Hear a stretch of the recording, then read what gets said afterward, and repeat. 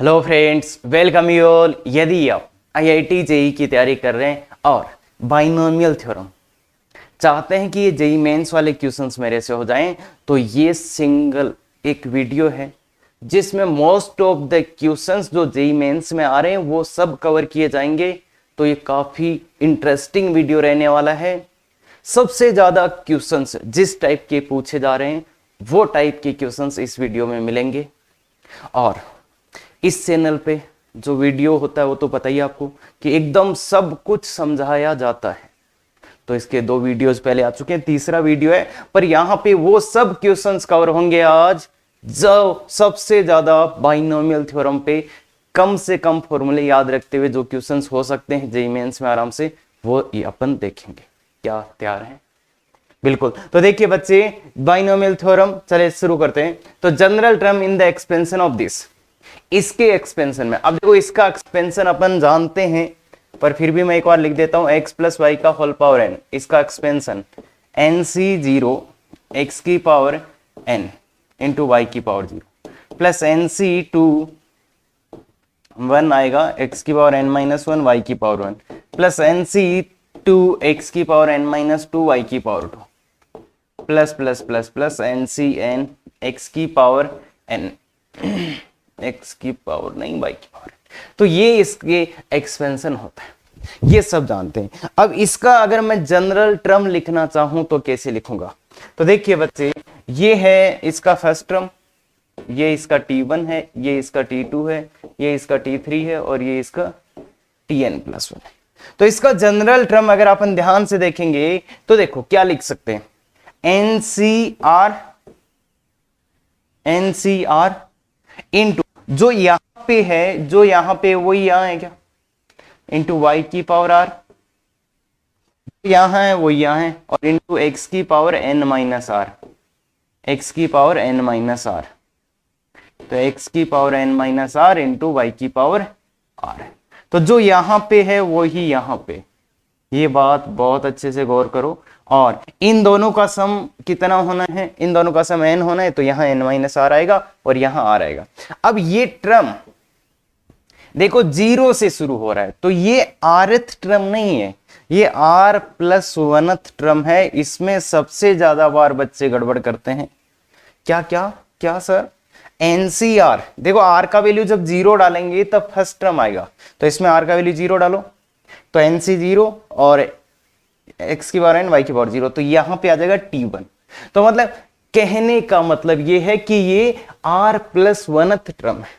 अपन ने general term लिखा, उसके बाद में देखा कि अच्छा इसका नाम क्या दिया जाए, तो T R plus 1th term है ये, मतलब कौन सा टर्म है ये, r प्लस 1th टर्म। ये ध्यान रखना, और पूरी जगह ये rth टर्म ही होता है, पर यहां थोड़ा सा अलग है सीक्वेंस, और इसी में सबसे ज्यादा गड़बड़ियां कर देते हैं। दूसरा बात, एक बात तो ये है, यहां पे r के वैल्यूज क्या क्या हो सकते हैं, r के वैल्यूज क्या क्या हो सकते हैं? देखो r का वैल्यू 0, 1, 2 और n। तो मतलब यहां ध्यान रखना, r की पॉसिबल वैल्यूज क्या है, 0, 1, 2, 3 और अप टू कहां तक, n तक।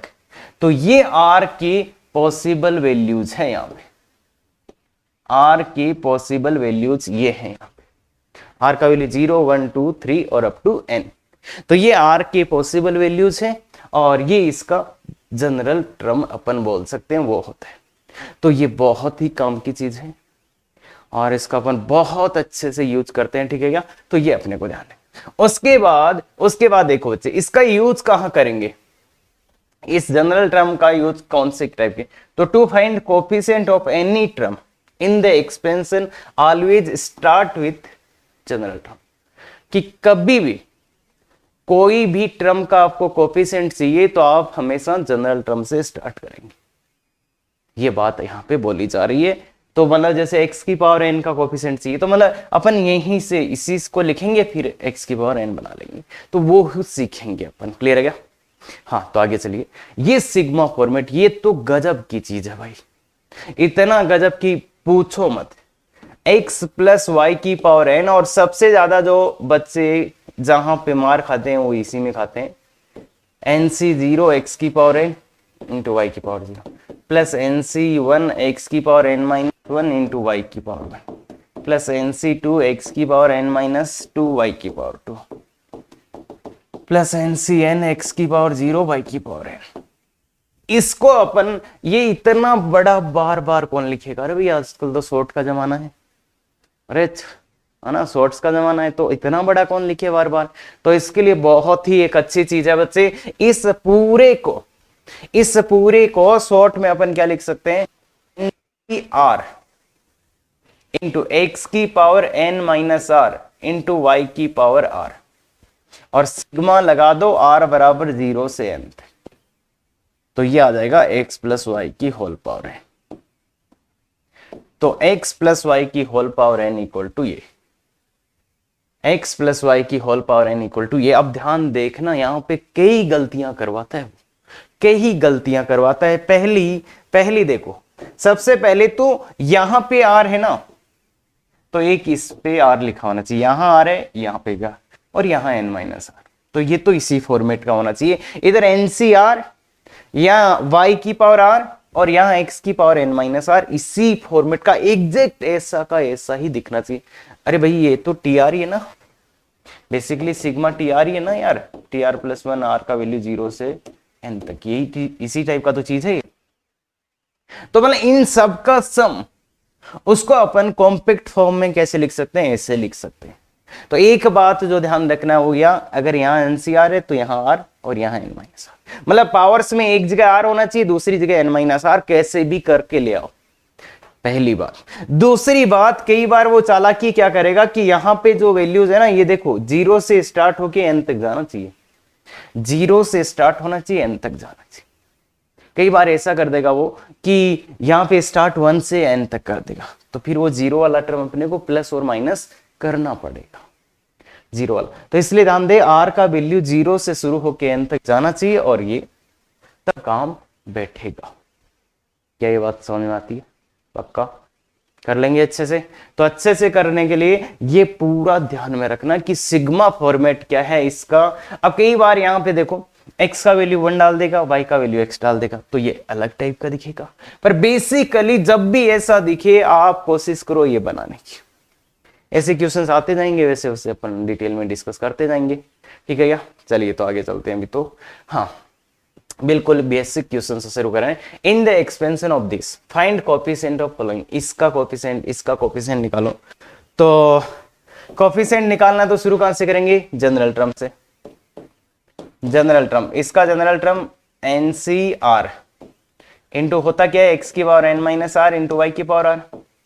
अब इस वाले में n की जगह कितना है? 32 CR, x की जगह क्या है?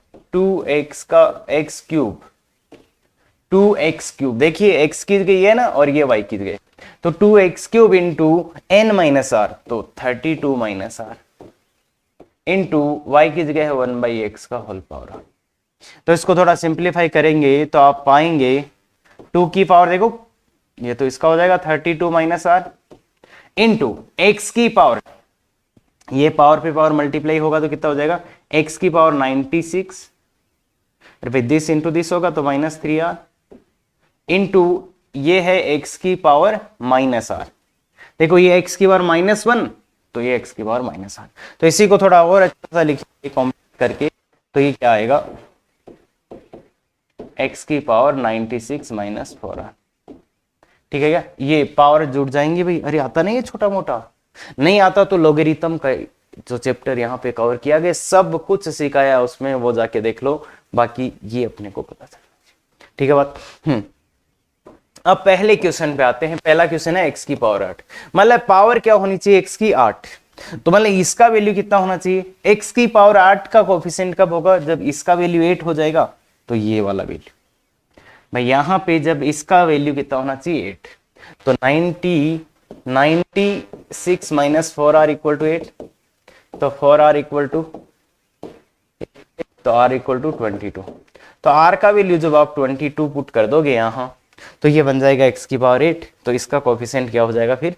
ये, तो ये कोएफिशिएंट कितना हो जाएगा? कोएफिशिएंट 32C22 इंटू 2 की पावर 32 माइनस 22, तो 2 की पावर 10, ये आंसर आ जाएगा। क्लियर है क्या? देखो एकदम बहुत ही बेसिक, एकदम बेसिक से शुरू किया है कि जनरल टर्म लिखो। अब ये जो आ गया इसमें x की पावर 8 का कोफिशिएंट चाहिए, मतलब इसको 8 बना दो। अब इधर क्या चाहिए, सेकंड वाले में क्या चाहिए बोलो? सेकंड वाले में चाहिए x की पावर -4, तो ये लिखो -4 इक्वल टू ये x की पावर, तो 96 - 4r, तो 4r इक्वल टू 100, तो r का वैल्यू कितना हो जाएगा 25। तो यहाँ पे r का वैल्यू आ गया है 25, तो यहाँ पे लिख दो, मतलब आप r का वैल्यू 25 रखोगे तब x की पावर -4 और इसका ये कोफिशिएंट, तो कितना हो जाएगा 32c, r का वैल्यू 25 इंटू 2 की पावर 7, 25 रखिए 2 की पावर 7 हो जाएगा, इंटू x की पावर -4। भाई इसको लिखने की जरूरत थोड़ी ना, इसका कोफिशिएंट चाहिए था तो इतना ही, तो ये इसका कोफिशिएंट आ गया। तो ये आंसर बिल्कुल एकदम एकदम जीरो से, समझते ना, जीरो वहां से शुरू किया है। अब अपन चलते हैं थोड़े और अच्छे क्वेश्चंस पे, तो इसको ध्यान में रखो, इसी का और अलग पार्ट करेंगे। तो 32CR, मतलब इसका जनरल टर्म ये है अपने पास, जनरल टर्म जो है 32CR 2 की पावर 32 -r इंटू एक्स की पावर 96 -4। तो क्या चाहिए इधर, इधर क्या चाहिए भाई, x की पावर 5 का, तो 5 इक्वल टू 96 -4r, ये क्या भाई x की ये जो पावर है ये कितनी हो जानी चाहिए 5, तो बोलिए बच्चे कितना हो जाएगा 4r इक्वल टू 91, तो r इक्वल टू 91/4 हो गया गड़बड़। क्या r का वैल्यू ऐसा आ सकता है, तो अपन ने शुरू में देखा था r का वैल्यू क्या क्या पॉसिबल है, यहाँ पे r का वैल्यू 0 1 2 3, लास्ट में कितने तक n तक, r के वैल्यू 0 1 2 3 से लेके कहां तक होता है n तक, n यहाँ पे कितना है 32, तो 32, तो r का वैल्यू तो यही हो सकता है। अरे ये वेरी इंपॉर्टेंट है, r का वैल्यू केवल यही हो सकता है, तो r का वैल्यू ये नहीं होगा। इसका मतलब क्या है कि पॉसिबल ही नहीं है, ऐसा कोई टर्म होगा ही नहीं, मतलब x की पावर 5 का कोई टर्म नहीं होगा। तो अपने एक्सपेंशन में x की पावर 5 का कोई टर्म नहीं आएगा, इसका क्या मतलब, यस कि उसका कोफिशिएंट 0 रहेगा। सर x की पावर 5 का कोई टर्म नहीं आएगा, इसका मतलब क्या है, x की पावर 5 का जो टर्म है उसका कोफिशिएंट कितना रहेगा 0। भाई कोई टर्म नहीं है, इसका मतलब उसका कोफिशिएंट 0 रहा होगा, तो इसलिए इसका आंसर क्या हो जाएगा 0, आंसर 0, मतलब कोफिशिएंट कितना होगा x की पावर का 5 का 0, या फिर अपन ऐसे बोलते हैं does not exist, DNE does not exist, तो वो भी आप बोल सकते हैं। तो मतलब ये हुआ कि r का ये वैल्यू हो ही नहीं सकता, मतलब ऐसा कोई टर्म ही नहीं है, दैट मींस उसका कोफिशिएंट 0 रहा। इसमें x की पावर 100 वाले में, x की पावर 100 वाले में क्या बोलोगे, तो भाई वो ये 100 इक्वल टू जो ये x की पावर है कितना हो जाना चाहिए 4r, तो r का वैल्यू 4r का वैल्यू कितना है माइनस का 4, तो r का वैल्यू -1। क्या r का वैल्यू कभी -1 होगा, नहीं होगा, r का वैल्यू -1 नहीं हो सकता, r 0 से 32 तक, तो इसलिए यहां पे भी आंसर कितना हो सकता है 0, मतलब वो टर्म आएगा ही नहीं इसमें, इसके एक्सपेंशन में x की पावर 100 वाला टर्म नहीं आएगा, मतलब उसका कोफिशिएंट कितना है 0। क्या ये बात समझ सकते हैं, बिल्कुल सर। आगे चलिए, सेम के सेम क्वेश्चन के दो अलग पार्ट हैं, तो लिखिए वो TR प्लस क्या था 32CR इंटू 2 की पावर 32 -r इंटू एक्स की पावर 96 -4, तो क्या चाहिए इसको -64। बोलिए बच्चे -64, हाँ, तो -64 इक्वल टू एक्स की पावर ये तो 96 -4r, तो 4r इक्वल टू कितना हो गया 160, तो r का वैल्यू कितना हो गया 40। तो क्या, चलो लिखते हैं r का वैल्यू 40, लग तो ऐसे ही रहा, सबको आना चाहिए। तो अगर r का वैल्यू 40 रखना शुरू करोगे तो यहां ये आ जाएगा। सर कुछ गड़बड़ हो रहा है, क्या बात कर रहे हो, r का वैल्यू 40 रखते ही कुछ गड़बड़ हो गया, क्यों 30C 40 आ गया, ये तो पॉसिबल ही नहीं है। अरे नीचे वाला बड़ा नहीं हो सकता ना, और वैसे भी देखो r का मान 1 2 3, लास्ट में कितना 32, r का वैल्यू कहां तक हो सकता है 32 तक, तो मतलब ये पॉसिबल नहीं है। तो फिर से आंसर कितना बचे 0। तो मतलब ऐसा सिचुएशंस आ सकते हैं, ऐसा प्रैक्टिकल सिचुएशंस आ सकते हैं जहां पे ऐसा काम हो रहा हो, तो ध्यान दे r का वैल्यू आपको निकालना है, तो वो वैल्यू जो आना चाहिए वो 0 से लेके n तक ही आना चाहिए। अब बोलिए इसका जनाब कांस्टेंट टर्म, कांस्टेंट टर्म क्या होता है? कांस्टेंट टर्म जिसमें x नहीं आए, भाई यही है ना कांस्टेंट, x नहीं आए, x नहीं आए मतलब x की पावर कितना हो जाए, कांस्टेंट टर्म मतलब x की पावर 0। अरे यही मतलब होता है ना, कांस्टेंट टर्म है मतलब उसमें x की पावर से नहीं आना चाहिए, मतलब x की पावर कितना आना चाहिए, 0। तो ध्यान देना ये कांस्टेंट टर्म x की पावर 0, तो कांस्टेंट टर्म मतलब इसमें क्या है 96 माइनस 4r इक्वल टू कितना कर दो ये 0। तो 4r का वैल्यू कितना आएगा 96, तो r का वैल्यू कितना आ जाएगा 24 है क्या? तो इसलिए कांस्टेंट टर्म कितना आ जाएगा 32c24 इंटू 2 की पावर 32 माइनस 24 8 इंटू एक्स की पावर 0। तो ये देखो कांस्टेंट टर्म, मतलब ये है अपना कांस्टेंट टर्म, इसका वैल्यू निकाल सकते हैं। समझ में आया? तो एक्स की पावर 0 मतलब कांस्टेंट टर्म। तो ये क्वेश्चन इसलिए था कि बच्चे जो देख रहे हैं एकदम ही बच्चे, तो उनके लिए ये क्वेश्चन था, थोड़ा ध्यान से समझने की कोशिश करो जो पहली बार बायनोमियल कर रहे हैं। और अब जो क्वेश्चंस करेंगे वो ये क्वेश्चंस होंगे जो एग्जैक्ट जेईई मेंस में फिट हो सकते हैं, कहीं पे भी कैसी भी जगह वो सीधे क्वेश्चंस आ सकते हैं। क्या बात कर रहे हो सर? बिल्कुल। तो देखिए इन the expansion of this find independent of x, x से इंडिपेंडेंट टर्म फाइंड करना। क्या फाइंड करना है? एक्स से इंडिपेंडेंट टर्म फाइंड करना है। तो बताइए कैसे करेंगे? बिल्कुल सही बोल रहे हो, टर्म इंडिपेंडेंट ऑफ एक्स मतलब एक्स की पावर 0, एक्स की पावर 0 की बात कर रहे हैं आप, एक्स की पावर 0 की बात कर रहे हैं ना, बिल्कुल। तो एक्स की पावर 0 इसमें कैसे फाइंड करें? बहुत से बच्चे कंफ्यूज, कैसे करें जाए? क्या बात कर रहे हो सर, एक्स की पावर 0 कैसे? तो देखिए बच्चे ये कुछ मल्टीप्लाई है इसके साथ, तो अपन एक बहुत बढ़िया काम तो ये कर सकते हैं, x square plus 2x plus 3 into इसका एक्सपेंशन ही कर देते हैं। इसका एक्सपेंशन आएगा 10c0 इंटू 1, यहां पे x की जगह ये है, y की जगह ये है, 1 की पावर 10 प्लस 10c1 इंटू 1 की पावर 9 इंटू y की पावर 1 प्लस 10c2 इंटू 1 की पावर 8 1 बाई एक्स का whole square plus 10c3 into 1 की पावर 7 इंटू 1 बाई एक्स का क्यूब। तो ये है सर, तो ये हो गया। अब क्या कर सकते हैं? अब देखो होगा क्या, इसको मल्टीप्लाई करना है अपने को, इन दोनों को मल्टीप्लाई तो करना, तो मल्टीप्लाई करना है। और ये देखो अपने को क्या चाहिए, अपने को क्या चाहिए, एक्स की पावर 0 चाहिए, एक्स की पावर 0 चाहिए। तो बताओ इसको किससे मल्टीप्लाई करूंगा तो एक्स की पावर 0 आएगा, इससे तो नहीं आएगा, इसको इससे करने पे भी नहीं आएगा, इसको इससे करने पे आएगा। तो इसको किससे मल्टीप्लाई करने पे एक्स की पावर 0 मिलेगा? इससे। तो कर दो, तो कर दो x square into 10c2 into ये तो 1 हो जाएगा और ये 1 बाई एक्स स्क्वायर प्लस, अब अपने को चाहिए इसको, तो इसको किससे मल्टीप्लाई करने पे 0 मिलेगा? देखो इसको तो इससे इससे इससे केवल एक ही टर्म से मल्टीप्लाई करने पे 0 मिलेगा। अब इसको किससे मल्टीप्लाई करने पे 0 मिलेगा?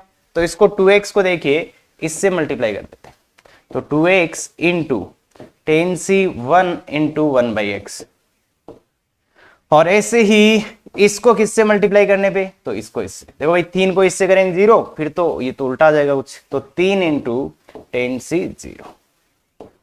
तो अब देख लो बच्चे ये एक्स स्क्वायर कट जाएगा 10c2 प्लस 2 इंटू 10c1 मतलब 10c1 प्लस 3 इंटू 10c0। इनका वैल्यू डाल दीजिए, इनका वैल्यू डाल दीजिए 10 10 9 1 2, देखिए 2 है ना, तो 10 9 1 2 तो 45 प्लस ये 2 10 बाई 1 तो 20 प्लस 3 तो ये कितना आ जाएगा 2 इंटू ये तो आ जाएगा अपना 65 68। तो ये आंसर है क्या?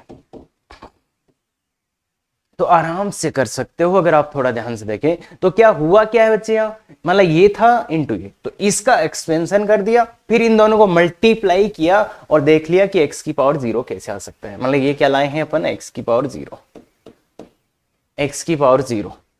समझ में आया ये बात?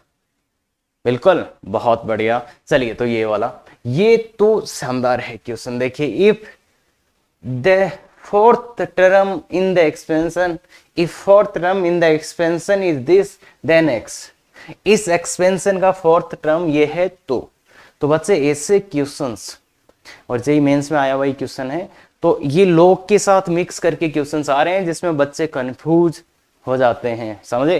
तो देखिए बच्चे, T4 इक्वल टू 200। अब T4 का मतलब ध्यान से देखना, T4 मतलब R का वैल्यू 4 नहीं है यहाँ पे, R+1, तो मतलब यहाँ पे R का वैल्यू कितना होगा बच्चे 3, R का वैल्यू कितना होगा, T4 मतलब R का वैल्यू कितना होगा 3। भाई जो TR+1 होता ना ये, तभी तो ये NCR इंटू एक्स की power n minus r into y की पावर r, तो ये जो टर्म होता है TR+1 NCR इंटू एक्स की power n minus r into y की पावर r, तो ये होता है TR+1। तो यहां पे T4 मतलब r का वैल्यू 3 और n का वैल्यू है, तो 6C3 इंटू 1 की पावर 3 इंटू x की पावर log 10x का होल पावर 3 इक्वल टू 2। समझ में आया।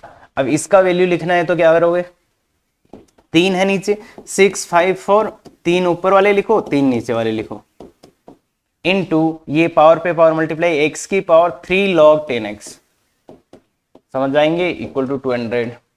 काटा पीटी करो भाई थोड़ी थोड़ी, ये 6 से तो ये 6 जाएगा, ये 20 से ये 20 जाएगा, तो कितना हो जाएगा 10 आ जाएगा। तो बेसिकली ध्यान से देखिए, ये 6 से 6, 20 से 20, तो x की power 3 log 3x equal to 10।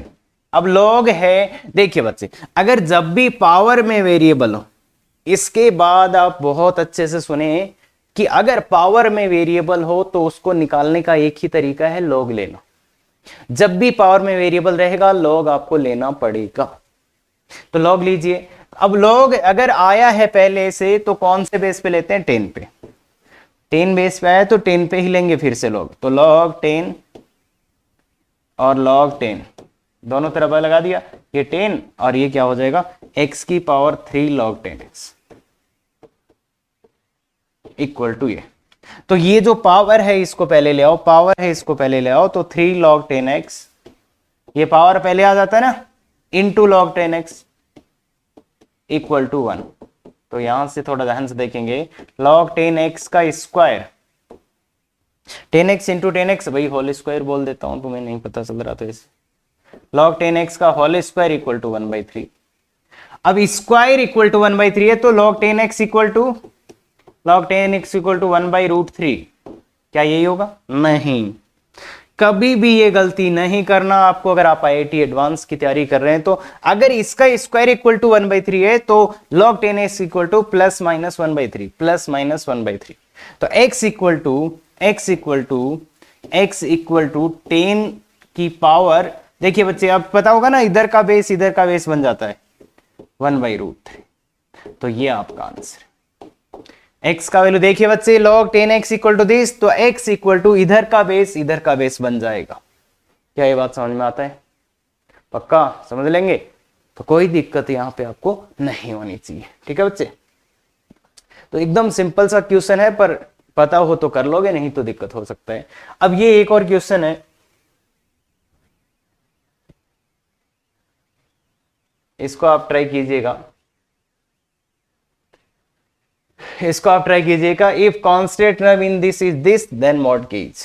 तो इसका आंसर कमेंट करेंगे कि इसका आंसर कितना आएगा, बिल्कुल आप कमेंट में लिख के बताएंगे, ठीक है। तो अच्छे से चलो, ठीक है आगे। ये देखो दिख रहा है ना, ये तो बताइए आपको क्या होता है, ये एडवांस कैटेगरी का इजी क्वेश्चन, एडवांस लेवल का क्वेश्चन की बात कर रहे हैं और इजी क्वेश्चन है। तो कोशिश करो कि इसमें आपको कैसे पता चलेगा, चीजें पता कैसे चलेंगी ये बताओ मुझे। तो क्या करेंगे भाई, ये तो बहुत बड़ा भयानक सा लिख रहा है, तो करें क्या। तो इसके लिए देखिए बच्चे, ध्यान से देखिए, कुछ नहीं हो रहा है इससे, तो बहुत, ये तो पता नहीं क्या क्या हो जाएगा। तो आप कोशिश करो, देखो ये और ये इनका पावर सेम सा ही है, इनका पावर आसपास है तो इनको मिलाने की कोशिश करते हैं, हो सकता है कुछ हो जाए। तो इसमें से एक पावर अलग कर लेते हैं, तो 1 minus x 1 plus x into 1 plus x का power 100 into 1 minus x plus x square का होल पावर 100।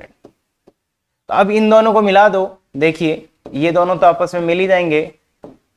इन दोनों को मिलाओगे तो गौर से देखो बच्चे, गौर से देखो, गौर से देखो, मैं ऐसे तो इसको लिख ही सकता हूं भाई, होल पावर 100 लिख सकते हैं ना। अरे ए बी का whole power m equal to a का पावर m बी का पावर m। और ये बहुत ही सिंपल सा फॉर्मूला है, पर कई बार मैथमेटिक्स में ये लगाने से भी चीजें आ जाती है। हाँ ये बेसिक चीजें, जब कुछ भी नहीं होता तो ऐसा चीजें अपन कर सकते हैं, उसी से आ जाती है चीजें। हाँ तो बोलिए बच्चे, अब इसको गौर से देखो और जब तक नहीं आए तब तक देखो, जब तक नहीं आए तब तक देखो। और मेरा तो एक्सपीरियंस ये कहता है, तो जब ऐसी चीजें आ जाती है ना बेसिक वाली, वहीं बच्चे हार मान जाते हैं। और मोस्ट ऑफ द टाइम ऐसे क्वेश्चंस में दिक्कत आ रही है बच्चों को। तो देखिए बच्चे, a cube plus b cube, बहुत बार देखा होगा इसको। A cube plus b cube क्या होता है? A plus b into a square plus b square minus a b. याद है कि नहीं है? तो गौर से देखो, यहां पे ये a plus b, a square plus b square minus a b. तो ये देखिए, गौर से देखिए, देखिए नहीं गौर से देखिए, ये 1 प्लस एक्स का क्यूब का होल पावर 100 हो जाएगा। 1 प्लस एक्स का होल क्यूब का होल पावर 100 हो जाएगा। 1 minus x square into 1 plus x cube की होल पावर 100। तो अब बात करते हैं, अब थोड़ा और अच्छा कर लेते हैं इसको 1 इंटू ये कर देते हैं। तो 1 इंटू ये, तो मतलब इसको इससे मल्टीप्लाई करा तो 1 प्लस एक्स का होल क्यूब की whole power 100 minus x square into 1 plus x का क्यूब की होल पावर 100। ये हो गया, ये हो गया। तो अब बताओ, अब मुझे बताओ x की पावर 51 चाहिए। तो एक तो इसमें निकाल लेते हैं x की पावर 51, एक इसमें निकाल लेता। अब इसमें देखो x की पावर 2 तो आ गया, तो इसमें से कितना निकालना है? x का पावर 49। क्या बोला मैंने? यहां से x की पावर 51 और यहां ये मल्टीप्लाई में है, तो x की पावर 2 तो आ गया है, तो यहां से क्या और चाहिए? x की पावर 49। हाँ नहीं, कुछ भी नहीं पता चला भाई, यहां तक तो सिंप्लीफाई किया है। अब अपने को चाहिए x की पावर 51 का कोफिशिएंट। तो ये दो टर्म आ गए मेरे पास, तो इसमें भी x की पावर 51 ढूंढूंगा और इसमें भी x की पावर 51। तो यहां दो तो आ गया है, तो 49 और चाहिए। तो अब इसके लिए थोड़ा सा अपने को काम करना पड़ेगा कि इसका एक्सपेंशन लिख रहे, इसका एक्सपेंशन लिखते हैं। तो इसका एक्सपेंशन क्या हो जाएगा? देखिए 1 प्लस एक्स क्यूब की होल पावर 100। तो इसका जनरल टर्म लिखते हैं, जनरल टर्म हो जाएगा 100 CR इंटू 1 की पावर 100 माइनस आर, यार ये तो 1 ही हो जाएगा, इंटू एक्स क्यूब की होल पावर आर। तो ये आ जाएगा 100 CR इंटू एक्स की पावर 3R। तो ये इसका जनरल टर्म हो गया, ये इसका जनरल टर्म हो गया। तो इसका जनरल टर्म ये हो गया। तो अब बताओ, अगर इसका जनरल टर्म ये है, तो क्या आप 51 का कोफिशिएंट ला सकते हैं? तो जब 51 का कोफिशिएंट अगर लाना है मुझे x की पावर, तो 3R बराबर 51। भाई इसमें क्या होगा? 3R बराबर, इसके लिए देखिए यही तो होगा, 3R बराबर 51। तो R इक्वल टू 17। तो R का वैल्यू 17 आ जाएगा। तो R का वैल्यू 17 आ जाएगा, तो यहां क्या आ जाएगा? 100 C17। ऐसे ही इसके लिए देखेंगे, तो इसके लिए क्या करेंगे? 3R जो पावर है वो होनी चाहिए 49। तो R का वैल्यू 49/3, जो कि हो नहीं सकता। R का कोई ऐसा वैल्यू हो सकता है क्या? नहीं हो सकता। इसका मतलब इसका कोफिशिएंट कितना आएगा? 0। तो ओवरऑल आंसर कितना आ जाएगा? 100 C17। आंसर कितना हो जाएगा? 100 C17। इसमें कोई ऐसा टर्म आ नहीं सकता, इसमें आएगा वो 100 C17। तो जनरल टर्म अपन लिख लेते हैं, जब भी अपने को कोफिशिएंट चाहिए होता है, किसका हेल्प लेते हैं? जनरल टर्म का। क्या ये बात क्लियर है? तो बहुत अच्छे से देखें ऐसे क्वेश्चंस को कि स्टार्ट कैसे करें, कैसे मेरे मन में ये आया। तो ये तभी आपके मन में आएगा जब आपको फॉर्मूले याद हो। तो काफी अच्छा क्वेश्चन है बच्चे, कि कैसे अपन कर सकते हैं। तो कुछ भी नहीं हो रहा हो तो कुछ मिक्सिंग कर दिया, ऐसा ही काम होता है। और इसका पावर इक्वल सा लग रहा था, इसलिए अपन ने ऐसा करा। क्लियर है? बिल्कुल। चलिए तो आगे ये वाला question, if coefficients of 3 conjugative terms of this are in ratio this. 3 conjugative terms, तो कौन से ले लें, फर्स्ट सेकंड थर्ड ले लें। ये गड़बड़ मत कर देना, फर्स्ट सेकंड थर्ड नहीं बोला इसने ये नहीं बोला any 3 numbers, 3 conjugative numbers, 3 conjugative terms है उनके रेशियो। तो 3 कंजुगेटिव टर्म्स कौन से लूं मैं, तो इसके लिए आपको लेना पड़ेगा एक NCR ले लो बच्चे, एक NCR+1 ले लो, क्योंकि अपन ये तो जानते हैं एक इसके आगे वाला और एक इसके पीछे, तो ये 3 ले लो। अब इन तीनों का रेशियो कितना है, 2, 15 और 17। तो ये 2, इसमें 15 और इसमें 17 का डिवाइड कर देंगे तो ये तीनों इक्वल आ जाएगा। क्या बोला, अरे भाई अपने को ABC का रेशियो जब दिया होता है 1 to 3, तो अपन क्या लिखते हैं, A/1 equal to B/1, B/2 equal to C/3, यही करते हैं ना अपन। ABC का रेशियो 1 to 3 दिया है तो ऐसा ही तो लिखते हैं। तो यहां पे भी दिया था कि इसका और इसका रेशियो ये, तो ये लिख दिया। अब देखिए बच्चे, अब आपका रियलिटी चेक होता है कि अब ये कैलकुलेशन कितना जल्दी आप करते हैं, वो ही आपकी स्पीड को दर्शाएगा। तो कितना जल्दी आप ये कर सकते हैं, तो देखिए बच्चे ध्यान से देखिए इसको लो, तो ये 15/2 इक्वल टू 15/2, इसको इधर ले गए तो मैं इसको इधर ले जा रहा हूं, अब इसको गौर से देखिए बच्चे, ये एक फॉर्मूला होता है जो अपने को याद होना चाहिए। मैंने बोला था n-r+1/r इक्वल टू 15/2, तो क्रॉस मल्टीप्लाई कर दीजिए, 15r इक्वल टू 2n-2r+2, तो ये आ जाएगा 17r, थोड़ा अच्छा करिए, 15r इक्वल टू 2n-2r+1, तो ये आ जाएगा 17r इक्वल टू 2n+2, यहां पे भी 2 आएगा।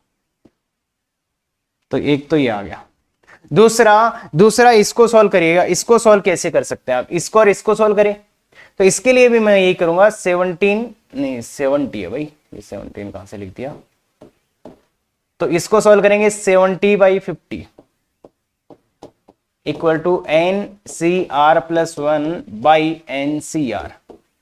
अब यहां तो आ जाएगा ये कितना आ जाएगा, 5 से काट दो इसको, 14 और 3 इक्वल टू, अब देखो बच्चे इसका क्या फॉर्मूला है, तो ध्यान से देखिए, इसमें अगर R की जगह R+1 डालेंगे तो ये आ जाएगा, इसमें R की जगह R+1 डालने पे आ जाएगा, देख लो, इसमें R की जगह R+1 डालने पे आ जाएगा, मतलब जहां जहां इसमें R आया वहां पे R+1, तो n-r की जगह R+1/r+1, तो ये कितना हो जाएगा, 14r+14 इक्वल टू, एक से एक कट जाएगा तो 3n-3r, तो कितना हो जाएगा 17r इक्वल टू 3n-14, तो ये आ गया। ये एक और ये दो इक्वेशन आपके पास है, अब आपको क्या चाहिए, यहां से किसका वैल्यू चाहिए, n का वैल्यू, तो n का वैल्यू चाहिए, तो दोनों में देखो 17r का वैल्यू आया, इक्वल कर दो भाई, इस 1 और 2 से देख लो, 1 और 2 से देखेंगे तो 2n+2 का वैल्यू कितना आना चाहिए, 3n-14, भाई 1 एंड 2 से इक्वल कर दो तो ये आ जाएगा, तो n इक्वल टू कितना आ जाएगा, 16, तो कितना आंसर आएगा, 16। तो ये क्वेश्चन जेईई मेंस में ही आया हुआ है, इसलिए मैंने लिया है कि आप कैलकुलेशन फास्ट कैसे करें। क्या बात समझ में आ रही है, ये कैलकुलेशन को अपन फास्ट कैसे कर सकते हैं, तो कोशिश करो, ये फॉर्मूला याद है तो इसको इसमें भी यूज करने की, बाकी आप NCR वो तो करके कर ही सकते हो। और एक ये क्वेश्चन है, if 5th 6th 7th term coefficients are in AP then n, तो इसका वैल्यू आपको बताना है, सेम टू सेम ही क्वेश्चन है, और कोशिश करो ये ऐसे फॉर्मूलों का इसमें भी यूज करने की, तो बिल्कुल सेम ही क्वेश्चन है बच्चे, अच्छे से करिए, ये भी आया हुआ है कहां, जेईई मेंस, हाँ ये से ही आ रहे हैं, तो थोड़ा ध्यान से देखिएगा। हाँ अब ये फाइंड कोएफिशिएंट ऑफ x की पावर 21 इन दिस, अब जनाब ये क्या है, इसमें तो पागल हो जाएंगे अपन लिखते लिखते। तो कोशिश करो इसको पहचानने की, कोशिश करो इसको पहचानने की, क्योंकि अदरवाइज तो दिक्कत हो ही जाएगा। तो ये देखो वैसा सा ही फॉर्मेट है, r n c r n minus r. अरे भाई ऐसा ऐसा एक फॉर्मेट अपन ने देखा था, n c r into x की power n minus r into y की पावर आर। तो ये क्या होता था, एक्स प्लस वाई की होल पावर एन। बस इसमें पता था 0 से n तक आना चाहिए। तो ऐसा ही कुछ है क्या, ऐसा ही कुछ है क्या, देखो एन सी आर एक्स की वाई की पावर आर, ये कुछ कुछ। तो देखो यहां पे ये तो करेगा x का काम और ये करेगा y का काम, और ये है n। तो कितना हो जाएगा, ये हो जाएगा 2x माइनस 5, ये तो x प्लस ये y और होल पावर n, n का मतलब 50, n का पावर 50। तो ये देखो थोड़ा और अच्छे से देखिए, तो ये हो जाएगा बच्चे 2x माइनस एक्स, तो x प्लस 1 का होल पावर 50। अब इसमें अपने को चाहिए x की पावर 21, x की पावर 21। तो x की पावर 21 के लिए क्या करेंगे, इसका जनरल टर्म लिखेंगे। तो टी आर प्लस 1 क्या लिखोगे, इसका 50 सी आर इंटू एक्स की power 50 n minus r into 1 की पावर आर। तो कितना चाहिए बच्चे, x की पावर 21, तो पावर ये रहा। तो 50 21 इक्वल टू 50 माइनस आर, ये तो हो गया 50 माइनस आर। तो आर का वैल्यू कितना आ गया, 29। तो आर का वैल्यू आ गया 29। तो इसलिए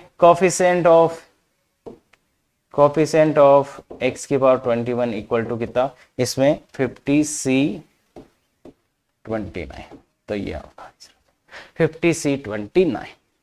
और इसको आप ऐसे भी लिख सकते हैं, देखिए ध्यान से भाई, 50c21 भी लिख सकते हैं, ध्यान से देखना, ऐसा भी आप कर सकते हैं।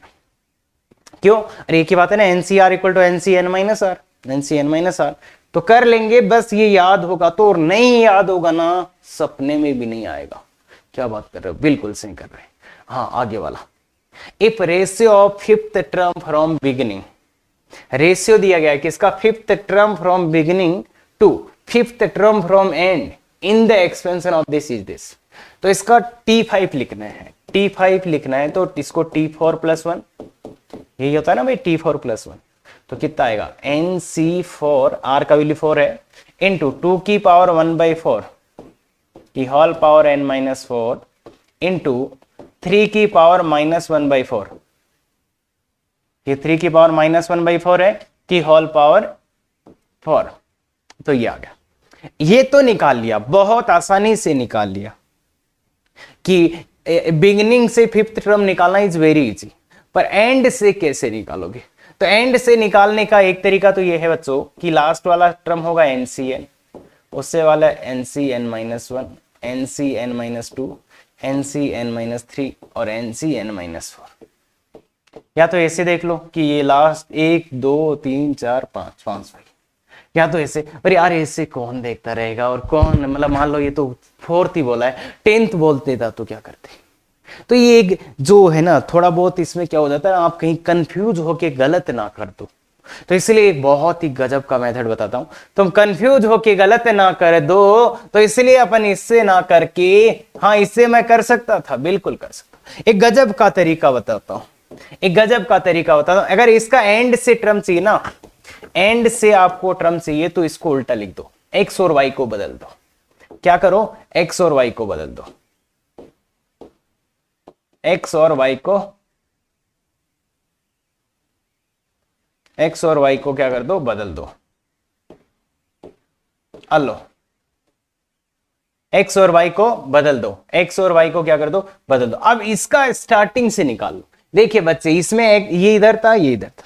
अगर एंड से आपको कोई टर्म निकालना है तो एक्स और वाई को यहां पे बदल दो, इन दोनों को आपस में बदल दो, और फिर स्टार्टिंग से वो टर्म निकाल लो।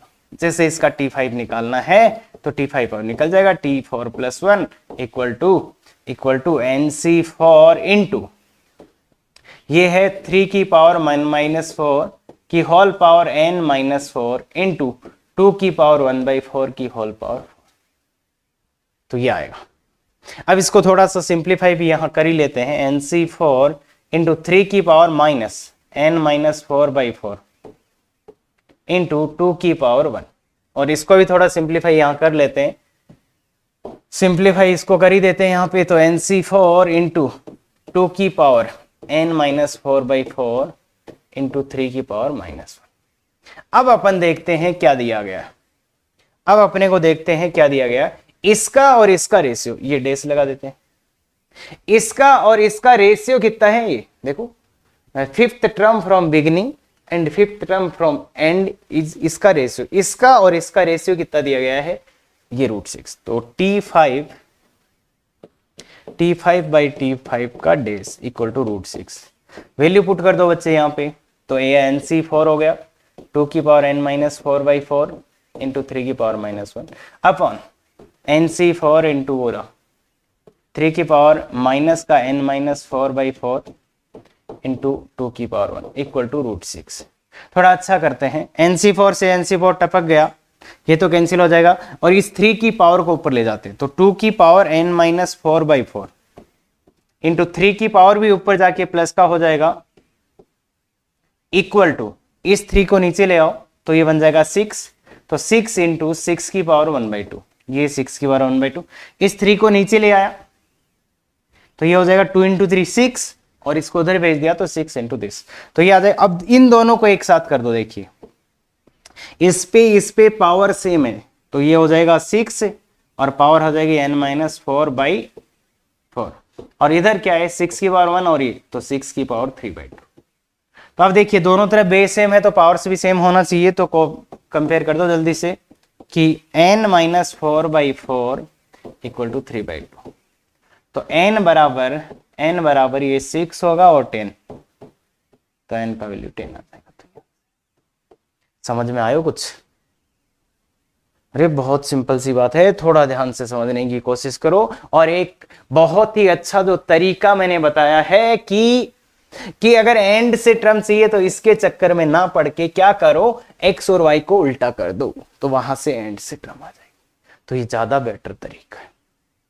क्या कर सकते हैं, तो वो सब क्वेश्चंस कराए मैंने जो बेसिक बाइनोमियल पे हैं और जेईई मेंस में एकदम आ सकते हैं।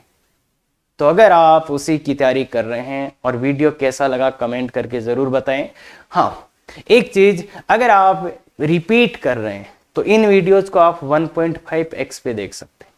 अरे मतलब स्पीड बढ़ा के देख लेना, क्योंकि ये प्राइमरली वीडियो है 11th क्लास या जो पहली बार पढ़ रहा है उसके हिसाब से। पर अगर आप रिपीट कर रहे हैं तो बिल्कुल आप स्पीड बढ़ा के देख सकते हैं। और ऐसे वीडियोस अच्छे लगते हैं तो बिल्कुल शेयर सब्सक्राइब हमेशा की तरह करते रहें, लाइक। अच्छा, कमेंट हुआ कि नहीं आज का? नहीं सर, क्या बात कर रहे हो? नहीं, अभी तक भी नहीं। अरे बनता है यार, यहां तक आ गए हो तो बिल्कुल कर दिया। Very good, thank you very much. Effective तैयारी करो।